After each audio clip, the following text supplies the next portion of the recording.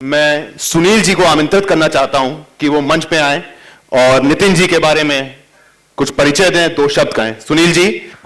सूर्य परिचय का मोहताज नहीं होता।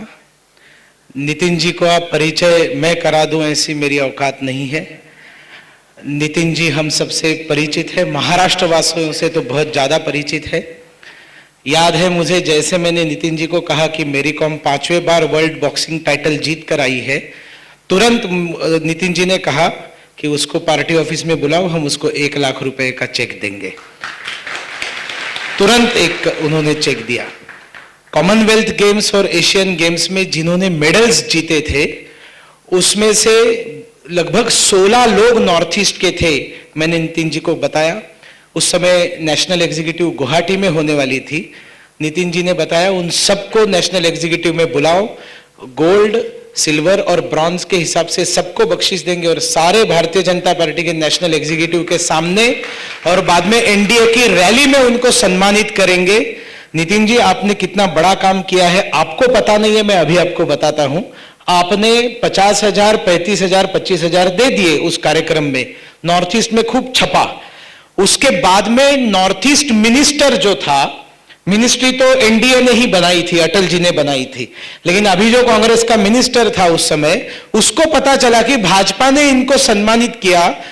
उसके बाद में उसकी आंखें खुली और फिर उसने जिनको गोल्ड मिला उनको 1 करोड़ रुपया, जिनको सिल्वर मिला उनको 75 लाख रुपया और जिनको ब्रॉन्ज मिला उनको 50 लाख रुपया सरकारी खाते से उसने बाद में दिया, पहले नितिन जी ने दिया। आपको मिला होगा ना? बिल्कुल। बस एक वाक्य में जिन्होंने इस कार्यक्रम में सहयोग किया है सबको बहुत बहुत धन्यवाद देता हूं। नितिन जी का भाषण होगा, बाद में हम सब खड़े रहेंगे और सामूहिक स्वर में जनगण मन कहेंगे और कार्यक्रम समाप्त होगा। नितिन जी, और एक नितिन जी आपसे एक विनती है, मेरी कॉम जैसा अच्छा गाती है वैसे आप भी बहुत अच्छा गाते हैं, तो हम आपको छोड़ेंगे नहीं जब तक आप गाना नहीं गाएंगे। कार्यक्रम के अध्यक्ष सुरेश मोदी जी, मुंबई भारतीय जनता पार्टी के अध्यक्ष एडवोकेट आशीष शेलार जी, एमसी मेरी कॉम जिनका हम आज सत्कार कर रहे हैं, इसी सत्कार मूर्ति सुनील देवधर, या उपस्थित हमारे ज्येष्ठ नेता आदरणीय रामभुवन नाईक, आदरणीय जयवंतीबेन मेहता जी, पद्मनाभ आचार्य जी और उपस्थित सभी भाई और बहनों, आज जो सत्कार हमने किया है वो केवल एक खिलाड़ी का सत्कार नहीं है। ये सत्कार का सही अर्थ उन लोग समझ सकते हैं कि जिनको कभी नॉर्थ ईस्ट में जाने का मौका मिला। मैं भारतीय जनता पार्टी के अध्यक्ष के नाते इन 7 सिस्टर 7 स्टेट में अनेक बार जाने का मौका मुझे मिला। इम्फाल में, मणिपुर में, अरुणाचल में, मेघालय, त्रिपुरा, आसाम, सब जगह पर बहुत जगह जाने का मौका मिला। वहाँ की जो परिस्थिति है वो निश्चित रूप से हम सब के लिए बहुत दुखद है। न रेलवे है, न रोड नेटवर्क है, न शिक्षा की जैसी चाहिए वैसी सुविधा है, अनेक जगह पर बिजली नहीं मिलती और रोजगार के साधन भी नहीं है। अरुणाचल, मेघालय, त्रिपुरा, नॉर्थ ईस्ट का अगर हम प्राकृतिक सौंदर्य की तरफ जब देखते हैं तो स्विट्जरलैंड से भी अच्छा वहाँ का प्रदेश है। इतना अच्छा प्रदेश है कि एक बार जाते हैं तो ऐसा लगता है कि वही रहना चाहिए। हमारे वर्ल्ड में से अगर ठीक प्रकार से मार्केटिंग किया जाएगा, हजारों लाखों टूरिस्ट वहाँ आ सकते हैं। पर दुर्भाग्यवश ये कहना ही पड़ेगा कि जिस प्रकार से 47 के बाद आज 65-66 साल होने के बाद में भी जिस प्रकार का ध्यान हमारे भारत सरकार ने नॉर्थ ईस्ट की तरफ देना चाहिए था उतना दिया नहीं गया। मणिपुर के बारे में भी सुनील ने बहुत से बातें बताई है। ये 20 सब्जी वाला खाना मैं भी खा के आया हूँ और आखिरी में नमक देते हैं। और उसमें 20 सब्जियां होती तो चावल भी 6 प्रकार के थे। और वो खाना परसने के लिए जो लोग थे वो भी एक प्रकार के धोती पहनकर और सबको परसते थे। और बड़ा एक भोजन के लिए हॉल ही बनाया गया था जिनके यहाँ मैंने खाना खाया। वो हमारे एनडीए के समय केंद्रीय मंत्री थे, पूर्व केंद्रीय मंत्री, उनके घर में मैं खाने के लिए गया था। इम्फाल के पास नज़दीक था, पर वहाँ की एक संस्कृति है। और हम विद्यार्थी परिषद में थे तो अलग भाषा अलग वेश फिर भी हमारा एक देश, ये नारा दोहराते थे। कश्मीर हो या गुवाहाटी, अपना देश अपनी माटी। आज पद्मनाभ आचार्य जी का सत्कार किया है, बहुत बड़ा कार्य उन्होंने किया है। नॉर्थ ईस्ट में विद्यार्थी परिषद के समय उन्होंने जो कार्य किया कि विशेष रूप से ये नॉर्थ ईस्ट के स्टेट में जो लोग हैं, लड़के हैं, तरुण, उनको लगता है कि इंडिया हमारा नहीं है, ये भावना वहाँ थी। ऐसे समय पद्मनाभ जी ने वहाँ के लड़कों को पूरे देश में ले जाकर मेरा घर भारत देश, और जो प्रोजेक्ट उन्होंने बहुत अच्छी तरीके से चलाया, और उसके कारण नॉर्थ ईस्ट में बहुत से लोग बाद में मंत्री बने, एमपी बने। और ये विद्यार्थी परिषद के कार्य में एक बहुत ही यशस्वी प्रयोग रहा, और हिंदुस्तान के भी और नॉर्थ ईस्ट के भी इतिहास में लिखा गया बहुत अच्छा प्रयोग रहा। आज भी नॉर्थ ईस्ट में राष्ट्रीय स्वयंसेवक संघ, विद्यार्थी परिषद के अनेक कार्यकर्ता काम कर रहे हैं। वहाँ की परिस्थिति बहुत प्रतिकूल है, अनेक जगह पर जाना भी मुश्किल है। एक तरफ बांग्लादेश है, बांग्लादेश से भी बड़े प्रमाण पर लोग हमारे देश में घुसे। ऐसी तो बॉर्डर है कि मुझे आश्चर्य लगा कि लोग सुबह सब्जी लेने के लिए उधर बांग्लादेश में जाते हैं और शाम को वापस आते हैं, ऐसी वहाँ की सीमाएं हैं। अगरतला में से तो लोग ऐसे जाते आते रहते हैं। और दुर्भाग्य ये है कि विदेशी नागरिक नॉर्थ ईस्ट की इस भूमि पर लगातार जमीन पर भी अतिक्रमण कर रहे हैं। और देश का दुर्भाग्य है कि वोट बैंक के पॉलिटिक्स के लिए उनको सबको भारत की नागरिकत्व तो प्रदान किया जा रहा है, वोटर लिस्ट में उनका नाम भी डाला जा रहा है, और अब उन लोगों ने बहुत बड़ी प्रॉपर्टी भी हमारे यहाँ खरीदी की गई है। ऐसी स्थिति वहाँ है, और इसके कारण वहाँ लगातार संघर्ष बढ़ रहा है।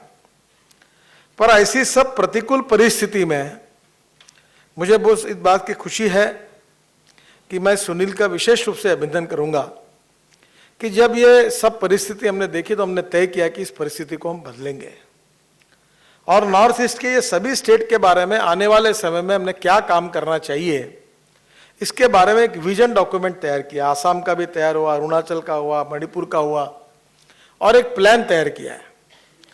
और इस समय इंडिया विजन 2025 करके भारत की विजन का भारतीय जनता पार्टी की ओर से एक विजन डॉक्यूमेंट तैयार किया जा रहा है, और उस कमेटी का मैं चेयरमैन हूं।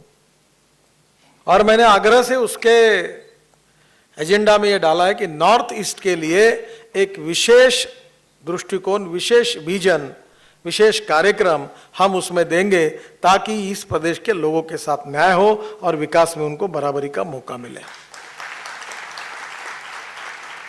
इन सब प्रतिकूल परिस्थिति में एक विशेषता है कि हमारे वर्ल्ड में जो भी कॉम्पिटिशन हुई है उसमें मणिपुर के लड़के और लड़कियों ने बहुत अच्छा परफॉर्मेंस दिया है।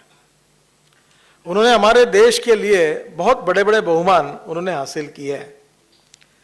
मेरी कौम के बारे में जब पहली बार उनको जिस प्रकार बहुत प्रतिकूल परिस्थिति है, उनका तो अभिनंदन हमने किया ही, पर उनके पति को मैंने अभी पूछा, मैं ऊपर बात कर रहा था, अब 3 बच्चों की माँ है, 2 शायद उसमें आया था, 3 है। और पति को मैंने पूछा कि आप क्या कर रहे, तो उन्होंने कहा मैंने सर्विस छोड़ दी। यानी इतनी प्रतिकूल परिस्थिति में बॉक्सिंग जैसे खेल में अंतर्राष्ट्रीय स्तर पर गोल्ड मेडल मिलाना और 3 बच्चों की मां होने के बाद में भी लगातार प्रैक्टिस करना बहुत कठिन काम है। मुझे तो लगता है कि हमारे बहनों ने और विशेषता महिलाओं ने इस उदाहरण को जरूर याद रखना चाहिए कि जनरली हमारे यहाँ कोई महिला खिलाड़ी जो है वो शादी होने के बाद जनरली गेम को छोड़ देते हैं, पर 3 बच्चे की मां होने के बाद में भी हमारी ये बहन अंतर्राष्ट्रीय स्तर पर गोल्ड मेडल लेकर आती है, ये एक अलग उदाहरण है। और आज भी उसने मुझे कहा, तो मैंने उनको कहा, पूछा कि आपके इस गेम का आखिरी कितने साल तक आप खेलने वाले, कितने साल तक खेलने का आपने तय किया है? तो उसने कहा जब तक होगा तब तक मैं खेलती रहूंगी। मुझे लगता है कि ये उसकी इच्छा शक्ति, उसके मन में जो जिद्द है, ये बहुत ही अप्रिशिएट करने लायक बात है। और इसलिए बहुत बार हमारे समाज में ऐसा होता है कि अच्छे काम करने वाले व्यक्तियों को सम्मान नहीं मिलता और बुरे काम करने वाले व्यक्तियों को सजा नहीं मिलती। तो समाज में जो अच्छा है उसके बारे में कहीं ना कहीं उसको अप्रिशिएट करना चाहिए। और हम लोग, बहुत से लोग बड़े कंजूस होते हैं, किसी के बारे में अच्छा बोलते समय हम बहुत कंजूस होते हैं। किसी के अच्छाई को स्वीकारना, उसके ठीक प्रकार से उसका कौतुक करना, उसका अभिनंदन करना, इसके लिए भी एक दानत लगती है। और मैं विशेष रूप से धन्यवाद दूंगा सुनील को और उनके सहयोगियों को कि उन्होंने जो वन इंडिया अवार्ड जो दिया है और मुंबई में उनको बुलाकर, आप सबको बुलाकर उनका अवार्ड दिया, ये बहुत अच्छी बात की है। मैं सुनील का और उनके संस्था का और कार्यकर्ताओं का भी हृदय से बहुत बहुत अभिनंदन करता हूं। कभी कभी कुछ अच्छी बातें समाज के सामने नहीं आती। राष्ट्रीय स्वयंसेवक संघ के अनेक प्रचारकों ने, और उसमें से अनेक महाराष्ट्र से हैं, जिन्होंने अपने जीवन के करीब तरुणाई के साल हमारे देश के लिए देशभक्ति की भावना से प्रेरित होकर, सामाजिक दायित्व की भावना से प्रेरित होकर नॉर्थ ईस्ट में दिए हैं। विवेकानंद केंद्र की ओर से बहुत सी स्कूलें वहां चलती है। आपको मालूम होगा, हमारे संगमा जी मेरे अच्छे मित्र हैं, जो हमारे पार्लियामेंट के स्पीकर थे। उनकी पढ़ाई रामकृष्ण मिशन की जो स्कूल थी उस स्कूल में हुई है। और इसलिए आज हमारे देश की अनेक अच्छी संस्थाएं वहां काम कर रही है। मुझे बीच में पूना में सिम्बोसिस इंस्टीट्यूट में जाने का मौका मिला, तो मैंने मुजुमदार जी को कहा कि आप कुछ भी करिए पर एक बार नॉर्थ ईस्ट में सिम्बोसिस का मैनेजमेंट इंस्टीट्यूट खोलिए, क्योंकि देश के लिए बहुत आवश्यक है।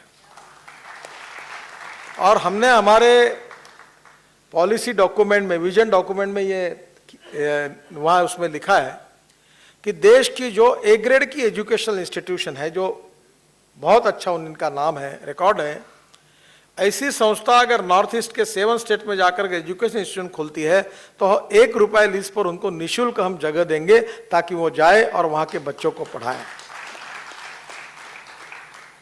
हमारे देश के ही लड़कों को पढ़ने का अधिकार है। मुंबई, बेंगलोर और पुणे में ही केवल अच्छी पढ़ाई नहीं, तो इम्फाल में, मणिपुर में, अरुणाचल में, तवांग में, सब जगह पर भी अच्छी पढ़ाई लेने का अधिकार वहाँ के लड़कों का है। बीच में जो कुछ घटनाएं हुई वो बहुत दुर्भाग्यपूर्ण रही और इसके कारण भी देश में काफ़ी वातावरण हमारा बिगड़ गया। उस समय कर्नाटक के उप मुख्यमंत्री अशोक करके थे, उनको मैंने कहा कि आप जाइए आसाम में, सभी 7 स्टेट में जाइए। और उनके मन में ये डर पैदा हुआ कि हिंदुस्तान में हम सुरक्षित है या नहीं है। तब कर्नाटक के उप मुख्यमंत्री अशोक जी पूरे उस समय के, उन्होंने 4 स्टेट में जाकर दौरा किया और वहाँ के लोगों को ये कहा कि आप चिंता मत करिए, आप विश्वास के साथ आइए, पढ़ाई करने के लिए आइए, आपके साथ आपकी रक्षा हम करेंगे, आप चिंता करने का कोई कारण नहीं है। इतनी ये सब घटनाएं कभी कभी होते रहती है, पर जो राष्ट्रभक्ति के विचारों से संवेदनशील मन के रूप में जो काम करने वाले संगठन और कार्यकर्ता है वो इसके तरफ विशेष रूप से तो ध्यान देते ही। पर नॉर्थ ईस्ट की सर्वांगीण विकास, सर्वांगीण डेवलपमेंट की ओर निश्चित रूप से हमारे सभी लोगों ने बहुत गंभीरता से सोचना चाहिए। अगर हमारे में से ही देश के कुछ लोगों को लगता है कि हमको निग्लेक्ट किया जा रहा है और हमारे तरफ ध्यान नहीं दिया जा रहा है, तो मुझे लगता है ये देश के लिए बहुत ही दुर्भाग्यपूर्ण है। जिसका उल्लेख किया गया कि 20,000 करोड़ जाते हैं, करप्शन इतनी चरम सीमा पर है कि पैसा कहाँ आता और कहाँ जाता ये नॉर्थ ईस्ट के लोगों को समझ में नहीं आता। जैसे हम टेनिस बॉल खेलते हैं वैसे वहाँ बॉम्ब फटते हैं। मैं भी जब मणिपुर में गया अंदर में, तो मेरे साथ इतने पुलिस और इतनी सिक्योरिटी, तो मेरे भी समझ में नहीं आया। तो मुझे कह रहे थे कि कहीं भी बॉल फेंकते वैसे बॉम्ब फेंकते इधर उधर। बहुत स्थिति अच्छी नहीं है। जो हमारे देश को तोड़ना चाहते हैं, दो देश की एकात्मता को खंडित करना चाहते हैं, ऐसे एंटी नेशनल फोर्सेस बहुत हावी है। और दुनिया में कुछ देश ऐसे कि जो इनको इस प्रकार के आतंकवादी बातों के लिए प्रोत्साहित किए करते हैं। और ऐसे स्थिति में बहुत से ट्राइब्स हैं। और जो बात कही गई वो बहुत बहुत इंपॉर्टेंट है। मैं जब आसाम में था तो डिब्रूगढ़ के ऊपर हेलीकॉप्टर से देख रहा था, तो जगह जगह पर ऐसी अंगार ऊपर आ रही थी। तो मैंने पूछा था, बोले ये पेट्रोल और डीजल के लिए, क्रूड ऑयल के लिए जो कुएं, वो कुएं से ये गैस जल रहा है। इतनी संपन्न भूमि है कि यूरेनियम से लेकर नेचुरल गैस तक, पेट्रोल डीजल तक सब कुछ है। 6 लाख करोड़ रुपए का हमारा इंपोर्ट है क्रूड ऑयल का। 350 बिलियन डॉलर हमारा एक्सपोर्ट इंपोर्ट का इम्बैलेंस है। और $1 68 रुपए, $1 68 रुपए पर पहुंच गया है। ऐसे स्थिति में कोल है, बहुत अच्छी अच्छी मेटल्स है, फॉरेस्ट है, और बहुत अच्छा टूरिज्म हो सकता है, इतना पोटेंशियल है। पर ये सब कुछ होने के बाद में भी वहाँ के लोगों की स्थिति बहुत गरीबी की है। जो मणिपुर की बात बताई गई कि रोड बंद किया जाता, 100 दिन नहीं खुलता। एक महिला वहाँ उपोषण कर रही है, नाम मैं उसका नहीं ले पा रहा, राम शर्मिला। कितने सालों से कर रही वो? 12 साल से वो उपोषण कर रही है, कोई दखल नहीं लेता। 100 दिन हाईवे बंद है। पेट्रोल का भाव 250 रुपये लीटर। जब सुनील ने मुझे सब कुछ बताया तो मैंने प्रधानमंत्री से बात की थी, और हम दोनों लीडर ऑफ अपोजिशन, मैं, सुनील, अडवाणी जी मिलकर प्रधानमंत्री के पास गए थे। और मैंने कहा था हमारे देश में ये क्या हो रहा है, आप क्यों नहीं ध्यान दे रहे इसमें? दुर्भाग्यवश कोई किसी को तो भी हम हमारे देश के प्रश्नों के लिए जिम्मेदारी किसी अधिकारी के ऊपर छोड़ देते हैं। आने वाले समय में मेरी कॉम नॉर्थ ईस्ट की एम्बेसडर है, और जिसने पूरे देश में एक संदेश दिया है कि उन्होंने हिंदुस्तान के लिए, इंडिया के लिए ये गोल्ड मेडल मिलाकर केवल नॉर्थ ईस्ट की नहीं तो भारत की शान बढ़ाई है। और हमारे जैसे जब ये कार्यक्रम होते हैं तो इसका रिपोर्टिंग वहां होता है। मुझे याद है कि नॉर्थ ईस्ट के पत्रकार हमारे यहाँ नागपुर आए थे, और आने के बाद अनेक प्रकल्पों को देखने के लिए मेरे साथ अनेक जगह पर आए। सुनील भी उनके साथ था, करीब 15-16 पत्रकार थे। और बाद में बड़े खुश होकर उन्होंने इतना अच्छा लिखा, और तब उनको डेवलपमेंट कैसी होनी चाहिए, कैसी नहीं होगी, बहुत चर्चाएं उन्होंने मेरे से की थी। वो बहुत ही आशा से हम सब की तरफ देख रहे हैं। और आने वाले समय में तो मैं ये कहूँगा कि स्पोर्ट्स के हिसाब से मणिपुर में तो विशेष ध्यान देना चाहिए। मुझे बड़ा इस बात का दुख और दर्द हुआ कि इस प्रतिकूल स्थिति में मेरी कौम, जो बॉक्सर्स के खिलाड़ी है, उनके लिए ट्रेनिंग सेंटर चलाती है, और 1 लाख रुपए महीना खुद के जेब से खर्चा करती है, जबकि इस सेंटर के लिए सरकार की कोई 1 रुपए की सहायता उनको नहीं मिले। ये बड़ा दुर्भाग्यपूर्ण है। हमारे राज्यों के वनवासी क्षेत्र में भी वनवासी कल्याण आश्रम की ओर से इसी प्रकार के अच्छे खिलाड़ी तैयार हो, इसलिए प्रयास किया जाता है। मैं एक संस्था का अध्यक्ष हूं जो गढ़चिरौली और नक्सलाइट बेल में 550 एकल विद्यालय चलाती है। लक्ष्मणराव मानकर करके हमारे कार्यकर्ता थे, उनके ट्रस्ट के उनके नाम से ट्रस्ट है, और मैं उसका अध्यक्ष हूँ। और 650 टीचर वहाँ नक्सलाइट बेल में काम करते हैं। अभी इसी समय यशवंतराव चव्हाण मुक्त विद्यापीठ ने हमारी संस्था को महाराष्ट्र की सर्वश्रेष्ठ सेवाभावी संस्था करके पुरस्कार दिया। तो वो सब टीचर्स का प्रोग्राम हुआ नागपुर में। तो एक शिक्षक ने मुझे कहा कि मेरे माता और पिता दोनों के हाथ पैर काट दिए नक्सलाइट्स ने। 6 बजे के बाद कोई गांव नहीं जा सकता। इसी महाराष्ट्र में हमारे गढ़चिरौली के सिरोंचा, एटापल्ली, अहेरी के क्षेत्र में ऐसी स्थिति है, कोई नेता जाता ही नहीं। मैं एक बार डेयरिंग करके प्रचार के लिए गया था, तो मैं जैसे हेलीकॉप्टर से उतरा तो 10 पुलिसों ने मुझे घेर लिया। ये महाराष्ट्र की बात मैं बता रहा हूँ। और घेरने के बाद मैं व्यासपीठ पर पहुंचा, मैंने भाषण दिया, तो एसपी मेरे पास आए कि सर प्लीज यहाँ रुकिए मत, आप जल्दी निकल जाइए। मैं अपने कार्यकर्ताओं से बातचीत कर रहा था, तो उन्होंने कहा, मुझे मना कि आप निकले, चाय भी मत पीजिए। फिर से मुझे कॉर्डन किया, मैं हेलीकॉप्टर में बैठा और मैं वहाँ से निकल गया। कोई वहाँ जा नहीं सकता। कहाँ का लोकतंत्र, कहाँ की पार्टी, कौन मंत्री और काय का सरकार, ये हमारे राज्य में है। और उन लोगों में काम करने के लिए स्कूल की बिल्डिंग है तो टीचर नहीं, टीचर है तो बिल्डिंग नहीं, दोनों है तो विद्यार्थी नहीं, तीनों है तो पढ़ाई नहीं। डॉक्टर तो कोई है ही नहीं। महाराष्ट्र सरकार में गढ़चिरोली जिले में ना कोई अधिकारी जाने के लिए तैयार है, कोई डॉक्टर जाने के लिए तैयार है, ना कोई टीचर जाने के लिए तैयार है। सब डॉक्टर की बदलियां कैंसिल होती है। जानवरों के भी दवाखाने नहीं है, वो भी कोई नहीं बैठता। आदमियों की तो छोड़ दो। फिर उन लोगों के मन में स्वाभाविक रूप से उस परिस्थिति में वो कहीं ना कहीं आतंकवादी संगठनों के लिए एक अच्छा रॉ मटेरियल के रूप में स्थापित होते हैं। मुझे ऐसा लगता है कि जो भावना, ये माय होम इज इंडिया, ये जो विचारधारा है, वो ये है कि अलग अलग भाषा, अलग अलग संस्कृति, अलग जात पंथ धर्म भाषा होने के बाद हम एक है, हम भारतीय, हम हिंदुस्तानी है।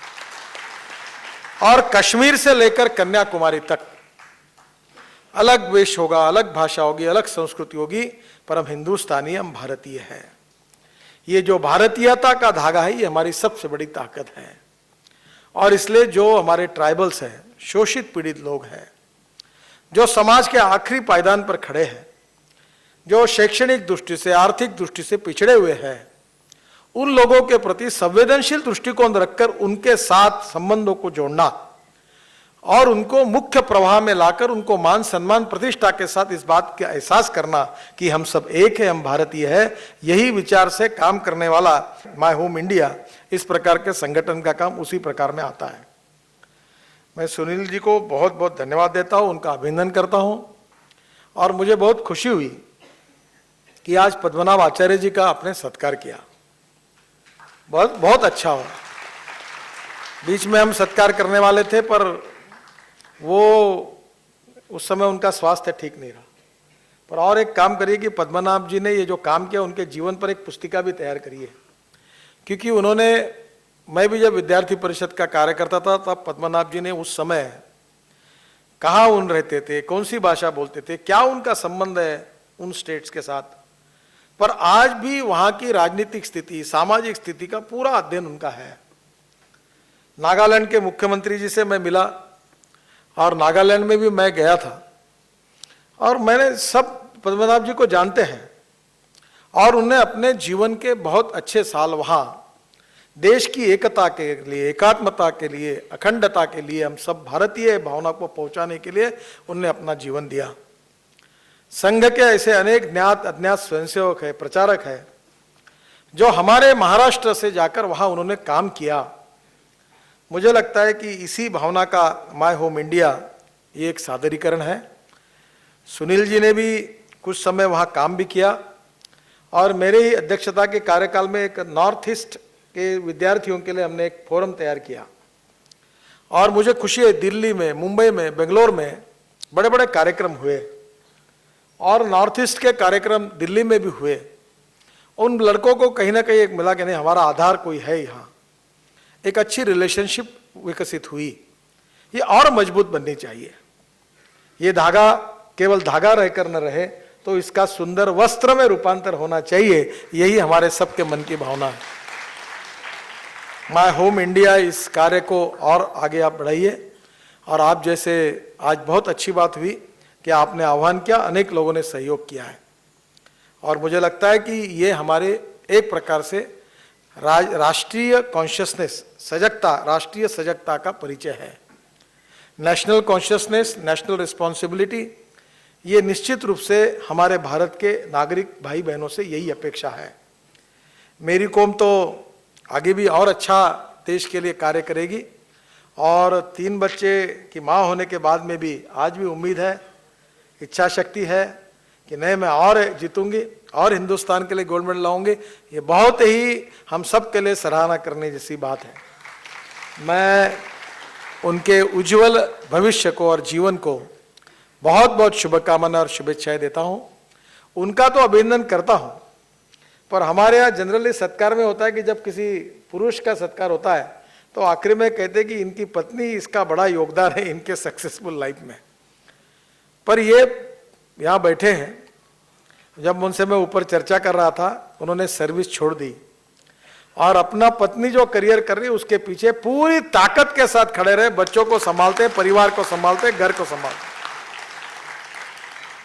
अगर वो नहीं संभालते तो मैं विश्वास के साथ कहता हूं कि निश्चित रूप से मेरी कौम गोल्ड मेडल नहीं ला पाती। और इसलिए उनका भी मैं हृदय से बहुत बहुत स्वागत करता हूं, अभिनंदन करता हूं। और उनकी एकेडमी से ऐसे ही बॉक्सिंग के नए अनेक खिलाड़ी तैयार होंगे और हिंदुस्तान का नाम पूरी दुनिया में बहुत ऊपर लेकर जाएंगे, नाम बड़ा करेंगे, ये मेरा विश्वास है। गॉड ब्लेस यू और बहुत बहुत शुभकामनाएं, शुभेच्छाएं, धन्यवाद।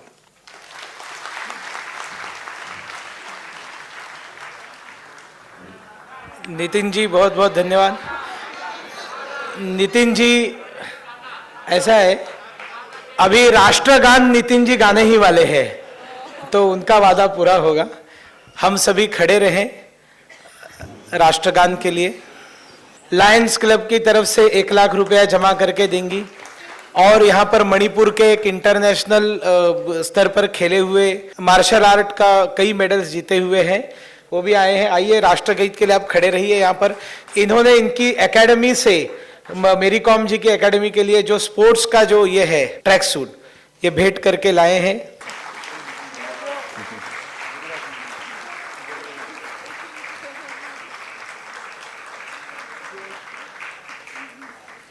जनगण मन अधिनायक जय हे भारत भाग्य विधाता, पंजाब सिंध गुजरात मराठा द्राविड़ उत्कल बंग, विंध्य हिमाचल यमुना गंगा उच्छल जलधि तरंग, तव शुभ नामे जागे, तव शुभ आशीष मागे, गाए तव जय गाथा, जनगण मंगलदायक जय हे भारत भाग्य विधाता, जय हे जय हे जय हे जय जय जय जय हे। भारत माता की वंदे।